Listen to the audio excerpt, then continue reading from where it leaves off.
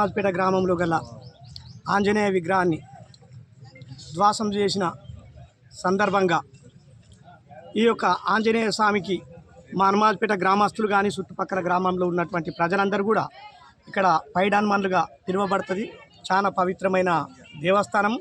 ఈ యొక్క దేవస్థానాన్ని పేరు మీదనే ఎప్పటి నుంచో మా పెద్దలు నుంచి హనుమాజ్పేటకు హనుమాన్ మందిర్కు ఉన్నటువంటి సంబంధంతోనే హనుమాజ్పేట అనేది ఈ యొక్క దేవస్థానం ద్వారానే మా హనుమాజ్పేటకు హనుమాజ్పేట అని పిలువబడుతుంది. కాబట్టి ఇంత పవిత్రమైనటువంటి ఈ యొక్క ఆంజనేయ స్వామి విగ్రహాన్ని మేమందరము ప్రతి సంవత్సరము మరి ఉగాది రోజున ఇక్కడ బండ్లు తిరగటం, మరి అందరూ కూడా ఈ దేవస్థానం కాడికి రావడానికి చాలా పవిత్రంగా ఉంటారు. మా గ్రామస్తులు కానీ చుట్టుపక్కల గ్రామస్తులు కానీ అటువంటి పవిత్రమైనటువంటి దేవాలయాన్ని ఈ రోజున నిన్న జరిగినటువంటి రాత్రి మరి గుర్తు తెలియని వ్యక్తుల ద్వారా ధ్వంసం చేయటం జరిగింది.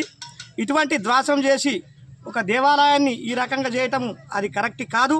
ఆ చేసినటువంటి వ్యక్తులకు ఆ దేవుని యొక్క శపం వల్ల వాళ్ళ కుటుంబం నశించిపోతుంది. కాబట్టి అది వాళ్ళు గుర్తుంచుకోవాలా.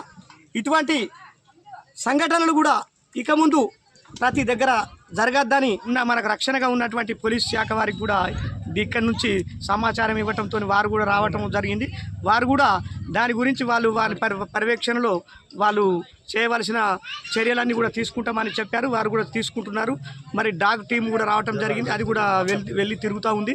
దానికి వారు ఎక్కడున్నా దాన్ని పట్టుకోవడానికి పూర్తి సహకారం చేసి వాళ్ళని అతి త్వరలోనే పట్టుకొని మేము హనుమాజ్పేట గ్రామ ప్రజలకు అందిస్తామంటారని చెప్పి వారు కూడా చెప్పడం జరిగింది. కాబట్టి దీనికి మేమందరం కూడా హనుమాజ్పేట గ్రామ ప్రజలందరం కూడా కోరుకుంటున్నాము.